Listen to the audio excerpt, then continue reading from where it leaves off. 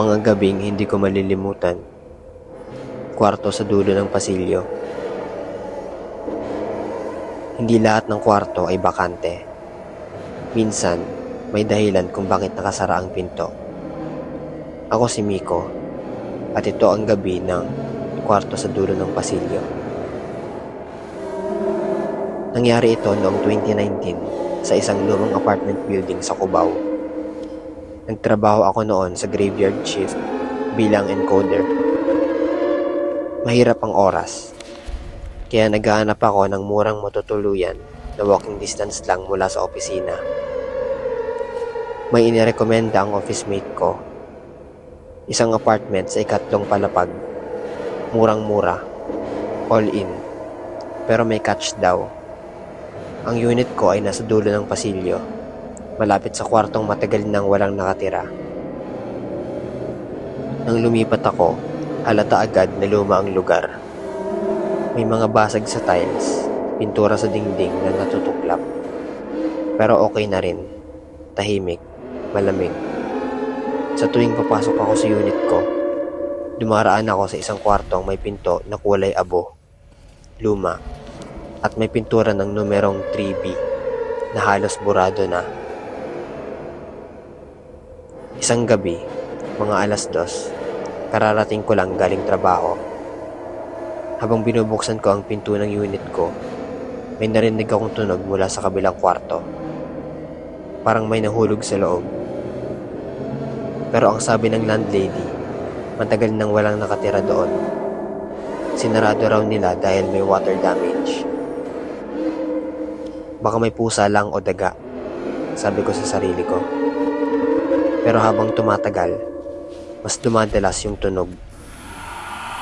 May mga gabi na parang may naliligo. May tunog ng tubig mula sa banyo.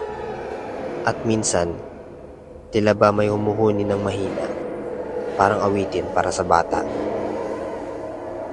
Sinubukan kong wag pansinin, pero napapadalas ang panaginip ko. Pare-pareho ang tema. Isang lalaking basang-basa, nakatingin sa akin mula sa dulo ng pasilyo. Hindi ko makita ang mukha niya, pero ramdam ko ang galit sa mga mata niya.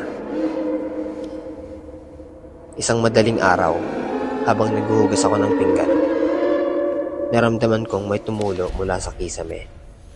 Tubig, pero maitim. Parang may halong grasa o dugo. Tumingala ako, at sa mismong lugar kung saan nakatapat ang banyo ng kwarto sa dulo, may bakas ng tubig na tumatagos. Agad kong sinabihan ang landlady. Nagulat siya. Sabi niya, imposible raw yun. Pinutol na raw nila ang tubig sa kwarto na yon. Sinamahan niya ako para silipin.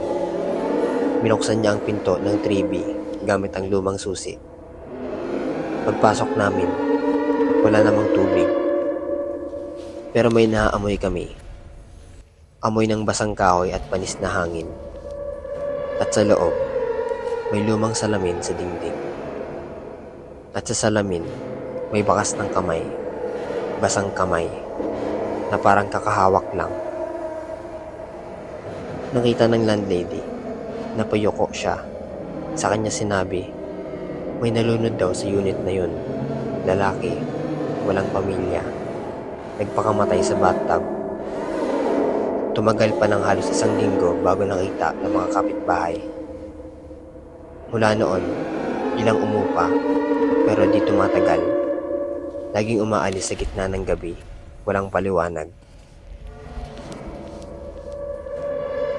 Kinagabihan, hindi ako makatulog.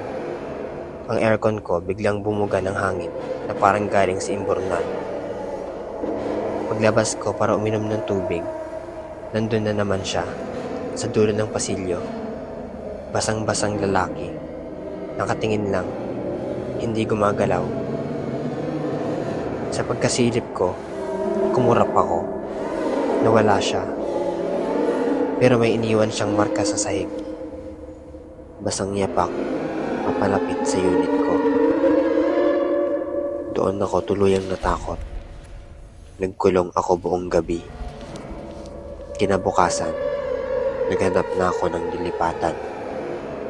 Hindi ko na binalikan ang unit. Hindi na rin ako dumaan sa pasilyong iyon kahit kailangang dumaan ng iba.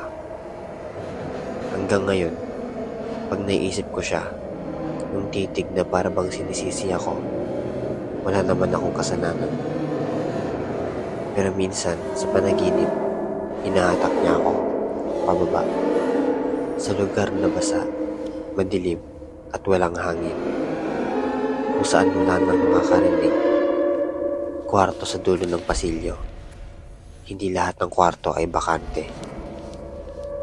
Minsan, hindi dapat binubuksan ang mga kwartong matagal nang nakasara dahil may mga hindi pa handang makalimot. Ako si Miko. Ikaw, anong tatak-takot mo?